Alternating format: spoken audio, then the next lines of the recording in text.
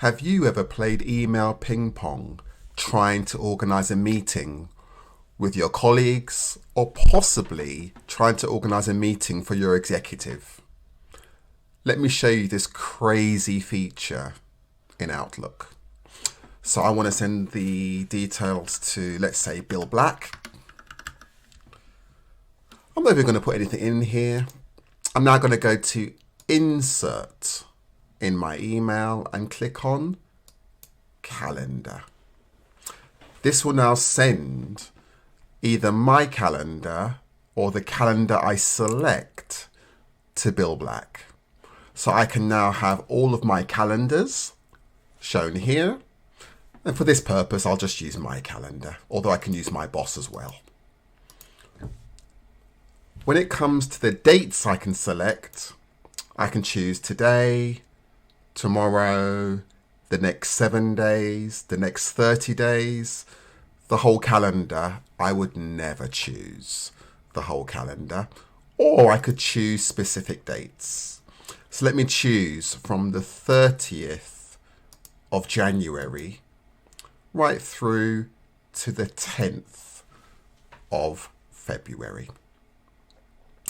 The most important aspect of sending a calendar is how much detail you want to send. The first option is availability only. The recipient will see free, busy, tentative, working elsewhere, or out of office, but will give them no more details. If we drop it down, we can have limited details or full details, which is quite unlikely. So I'm going to choose availability only. I could show activity that's happening during my work hours only. In this example, I don't have too much to hide.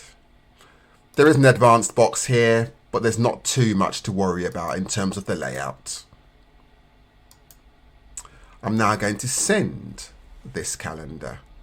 So I could just type in a message. Dear Bill. It's already put in the subject, what I'm sending them. However, what I would do is I would type in valid for 20 minutes. I will now centralize it using the classic keyboard shortcut. I'm going to change the text to red, make the text a bit larger. Because when you send this, if they reply in 2 or 3 days' time, the calendar will now be out of date. At the top, it tells them the calendar you're sending, the dates you're sending, the time zone. It shows you the dates again. It gives you a key to understand what they're looking at. And when they receive the calendar, they can see what it means. So what we're going to do now is we are going to send this calendar to Bill Black.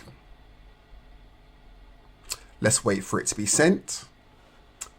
What does Bill Black see when they receive this calendar? So let's open up the account for Bill Black. So now the email has come through. The problem with this is it's not very clear what the recipient should do. However, there's a little button up here that says to the person, open this calendar. Now there are two options now. Open it as a new calendar or import it. If you import it, it will add my calendar on top of their calendar. So generally speaking, you wouldn't want to import it.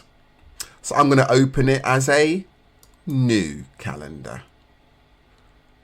I'm going to open it up here. And now, can we see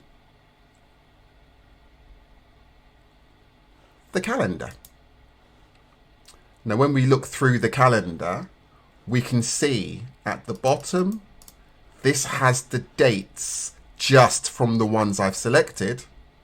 And if I wanted to get funky with it, I could put this calendar on top of my calendar just by using the arrow, my appointments are in blue and the calendar I've received is in green. And then we can start to collaborate and have a meeting. If we go for the day view, it might be even clearer what's happening in this particular calendar. So my friends, can you see that this is another fantastic feature in Outlook, which is sending a calendar to one of your colleagues? I do hope you found this tip really useful. This is why I love Microsoft. Please share it with your colleagues if you found it useful, and I can't wait to see you again for the next video. Thank you.